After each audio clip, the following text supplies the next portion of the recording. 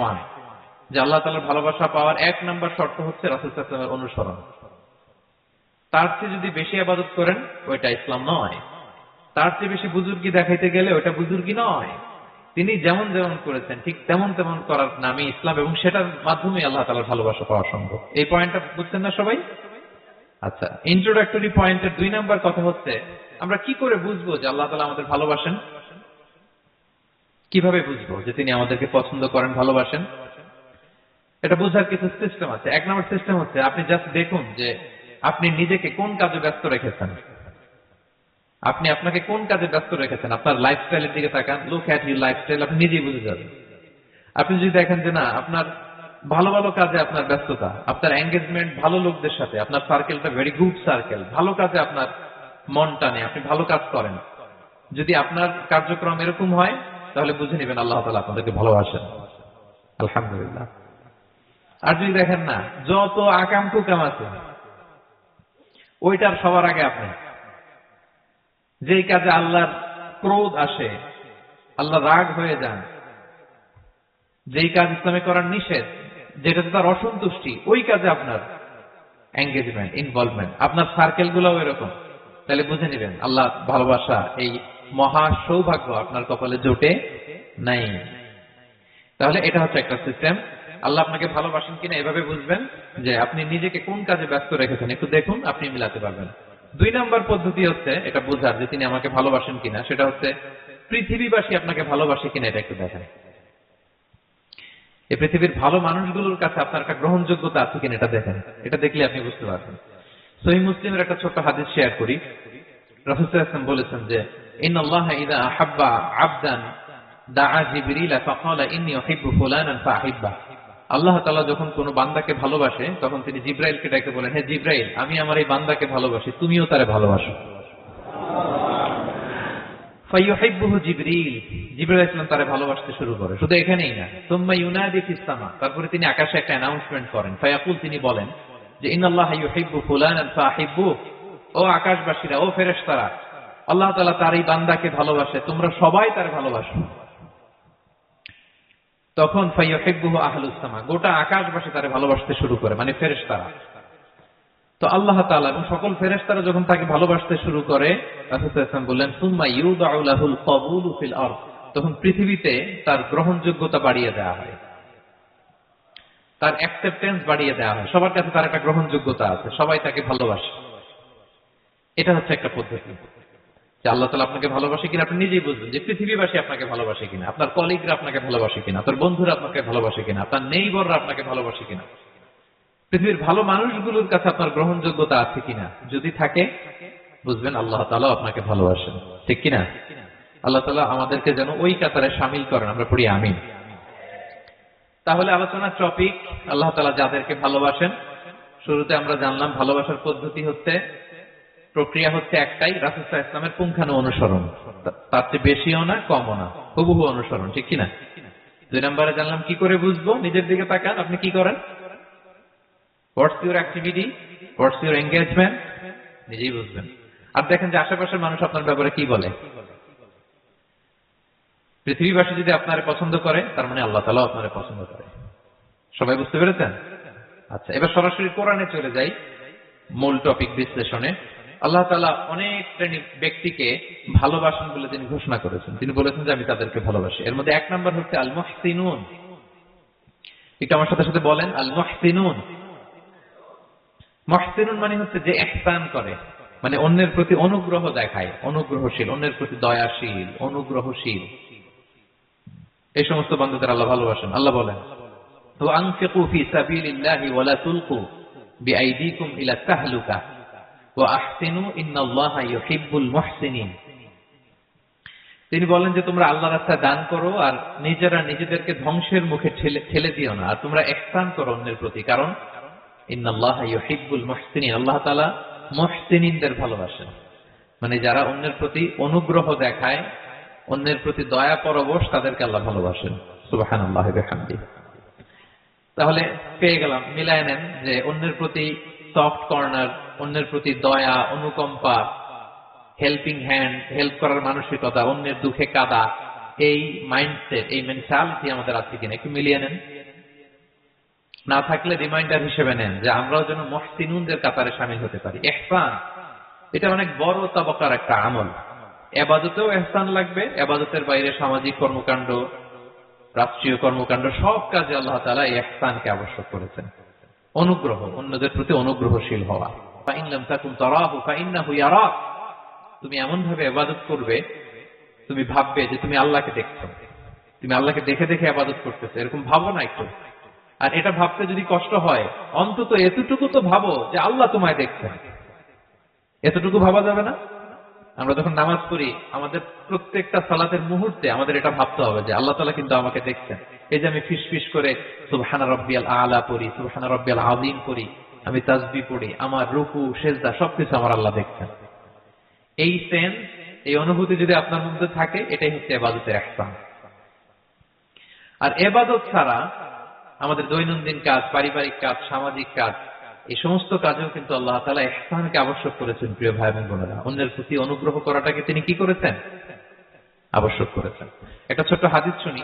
হাদিসে রাসূল সাল্লাল্লাহু আলাইহি ওয়াসাল্লাম ইরশাদ করছেন যে ইন্নাল্লাহা তাবারাকা ওয়া তাআলা কাতাবাল ইহসানা আলা কুল্লি শাই। আল্লাহ তাআলা সবকিছুর উপর ইহসানকে আবশ্যক করেছেন, সবকিছুর উপর।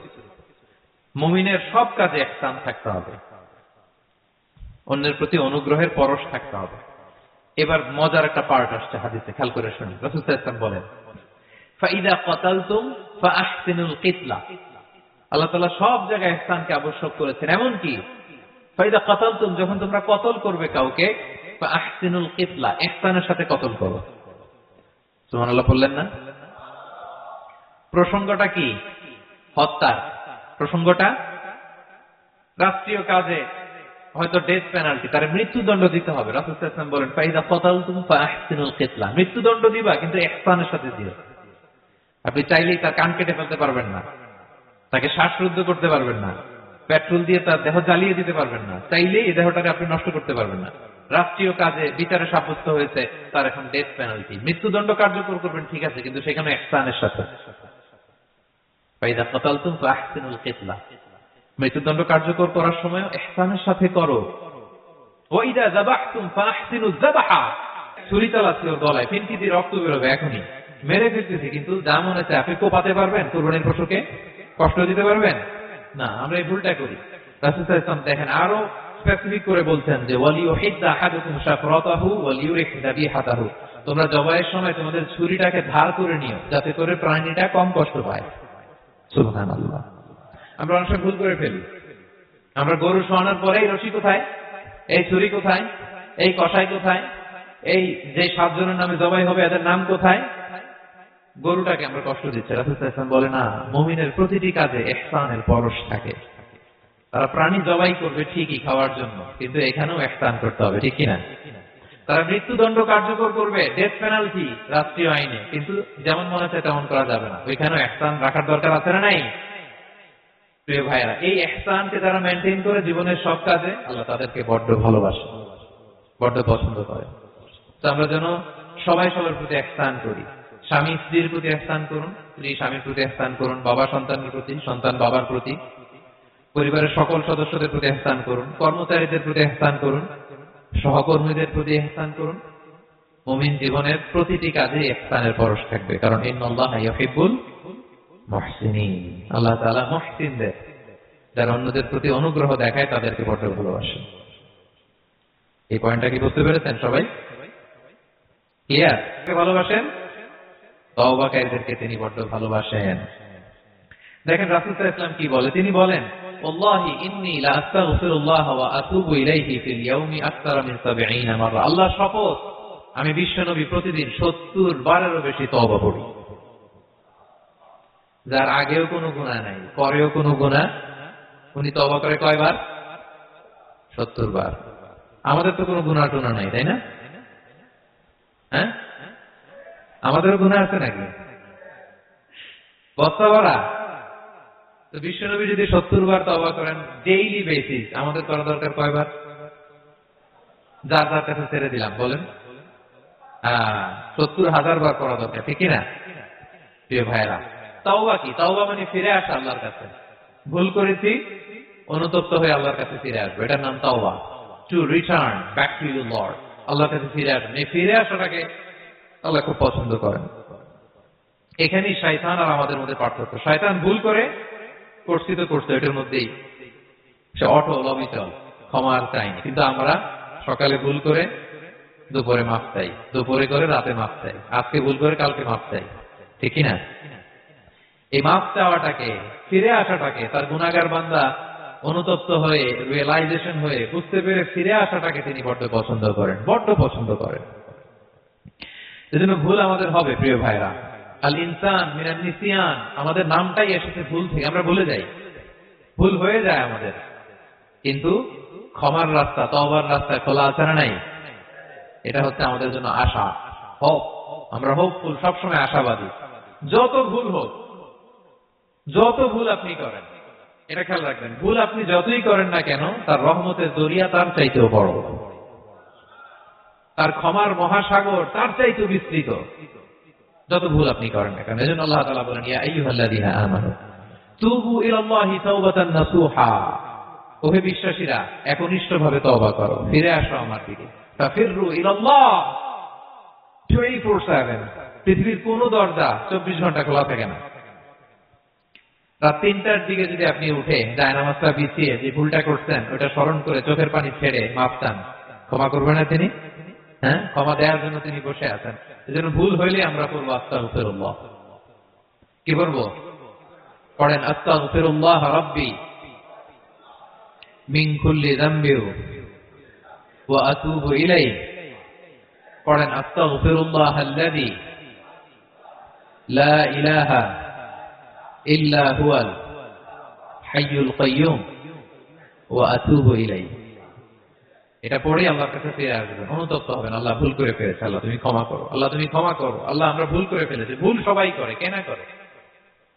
হ্যাঁ, কুল্লু ইবনে আদম খাত্তা, বিষ্ণু বলেন তোমরা সবাই ভুলকারী, কিন্তু ওয়া খায়রুল খাত্তাইন আত-তাওয়াবুন, এই ভুলকারীদের মধ্যে শ্রেষ্ঠ যে ভুল করেই তওবা করে। তওবা করতে রাজি আছেন তো? সবাই রাজি আছেন? আমার প্রিয় ভাইরা, এই তওবার দৃশ্যটা দেখতে আল্লাহ বড্ড পছন্দ করেন। বান্দা যখন ভুল বুঝতে পারে, মাথাটা নিচু করে চোখের পানি ছেড়ে বান্দা যখন কাঁদতে শুরু করে, এই দৃশ্যটা দেখলে আল্লাহ সহ্য করতে পারে না। আল্লাহ রহমতের দরিয়ায় জোশ ফেলে যায়। তিনি বললেন, অজুর চিহ্ন দেখে আমি আমার উম্মত চিনব। আমার যে সমস্ত উম্মতেরা অজু করে নামাজ পড়েছে, অজুর পানি তাদের গায়ের যে যে জায়গায় লেগেছে, এই জায়গাগুলো কিয়ামতের দিন রেডিয়াম বাতির মতো জল জল জল জল করে জ্বলতে থাকবে। আমি এটা দেখে চিনে ফেলবে আমার উম্মত নামাজি, পাক্কা নামাজি। আল্লাহু আকবার। এবং অতিরিক্ত পবিত্রতা অর্জনের জন্য কিছু সাহাবীদেরকে আল্লাহ স্পেশালি কোরআনে অ্যাপ্রিশিয়েট করেছেন।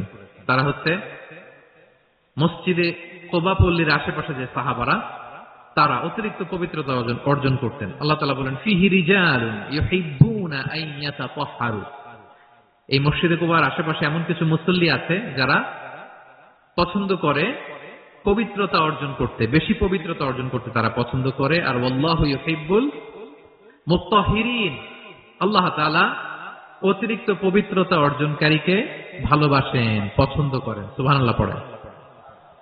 তো তাদের প্রশংসা যখন আল্লাহ তাআলা কোরআনে করলেন, বিষ্ণু সাল্লাল্লাহু আলাইহি ওয়াসাল্লাম তাদেরকে ডাকলেন, বললেন, ও কুবাপল্লীর সাহাবীরা, ঘটনা কি? তোমাদের নাম বিশেষভাবে আল্লাহ তাআলা কোরআনে উল্লেখ করেছে যে ফিহি রিজালুন ইউহিব্বুনা আন ইয়াতাতাহহারু, কি তোমাদের এমন গুণ, তোমরা কিভাবে পবিত্রতা অর্জন করো? তারা বলতে আরম্ভ করলো যে নাতাওয়াদ্দাউ লিস-সালাহ, আমরা নামাজের সময় ওযু করি, ওয়া নাগতাসিলু মিনাল জানাবা, গোসল ফরজ হলে গোসল করি, ওয়া নাস্তানজি বিল মা, আর পানি দিয়ে ইস্তেনজা করি। সুবহানাল্লাহ। এই পানি দিয়ে ইস্তেনজা করাটা আল্লাহ পছন্দ করেছেন। ওনাদের সময় ওনারা পানি দিয়ে ইস্তেনজা করতো না, পাথর দিয়ে, ঢিলা দিয়ে তারা ক্লিন হয়ে যেত। এর কারণ হচ্ছে তাদের খাদ্য প্রক্রিয়াটা এমন ছিল, ড্রাই ফ্রুট খেত তো, খেজুর, গোশত, রুটি, তো তাদের স্টুলটা ওইরকম হইতো। আরবের লোকদের অনেকের এই স্টুলটা এরকম হয়। যেমন আমাদের যখন কখনো কোষ্ঠকাঠিন্য হয়, তখন দেখবেন যে আমাদেরও এরকম হয়। তা আমরা যখন স্টুল পাস করি, তখন আমাদের এই পায়ুপথটা মূলত বেরিয়ে আসে, স্টুল পাস করে, আবার পায়ুপথ আমাদের দেহের ভেতরে চলে যায়। ফলে যখন কারো কোষ্ঠকাঠিন্য হয়, তখন দেখা যায় যে তারা টিস্যু ইউজ করা লাগে না। আমাদেরও কখনো কখনো এরকম হয় না, হয়। তো ওনাদের সারা বছর একই রুটিন, আমাদের আসলে টিস্যু ইউজ করা লাগে না, আমাদের স্টুলটাই এরকম। কিন্তু এরপরেও ওই সাহাবারা এক্সট্রা পানি ইউজ করতেন। আমরা যেমনি কল ঘোরালেই পানি, ওই সময় পানি এত অ্যাভেলেবেল ছিল না, সপ্তাহে একদিন গোসল করার সুযোগ পেতেন। পানি মানে এটা গোল্ডের মতো দাম, ডায়মন্ডের মতো দাম পানি মরুভূমিতে। তো তারা বলে ওয়ানাস্তান জিবিল মা, আমরা পানি জমিয়ে রাখি, সেই পানি দিয়ে ইস্তেঞ্জা করি। রাসূল সাল্লাল্লাহু আলাইহি ওয়াসাল্লাম বললেন ক্বালা ফাহুয়া যাক ফাআলাইকুম, তাহলে এটাই সেই কারণ, এটাই সেই কারণ, এজন্যই আল্লাহ তাআলা স্পেশালি কোরআনের ভেতরে তোমাদের নাম তুলে দিয়েছেন। পড়ুন সুবহানাল্লাহ। আমরা যেন এই পবিত্রতাকে গুরুত্ব দেই প্রিয় ভাইয়েরা, কারণ আল্লাহ তাআলা তিনি বলছেন ইন্নাল্লাহা ইউহিব্বুত তাওয়াবিন, তিনি তাওবাকারীদের যেমনি ভালোবাসেন, ওয়া ইউহিব্বুল মুতাতাহহিরিন, তিনি পবিত্রতা অর্জনকারীদেরকে ভালোবাসেন। আমরা যেন ওযু করার সময় খুব ভালোভাবে করি। রাসূল সাল্লাল্লাহু আলাইহি ওয়াসাল্লাম যখন বললেন ওযুর পানি যেখানে লাগে ওটা জলজল করে জ্বলবে, তা আবু হুরায়রা রাদিয়াল্লাহু তাআলা আনহু হাত তো ধুইতে হয় কোনি পর্যন্ত, উনি এতটুকু ধুইতেন। উনি বলতেন যে কিয়ামতের দিন আমার হাত এতটুকু পর্যন্ত জলজল করবে। কি মাইন্ডসেট ওনাদের, সুবহানাল্লাহ বিহামদিহি। তো আমরা যেন এই ক্লিনলিনেসের সর্বোচ্চ নাজরানা পেশ করি, সর্বোচ্চটা যেন আমরা সবসময় মেসওয়াক করা, পারফিউম ইউজ করা, ওযু গোসল যেন আমরা করি, ফলে আমরা মুতাতাহহিরিন, পবিত্রদের অন্তর্ভুক্ত হতে পারবো। আর আল্লাহ তাআলা পবিত্রদের বড্ড ভালোবাসেন।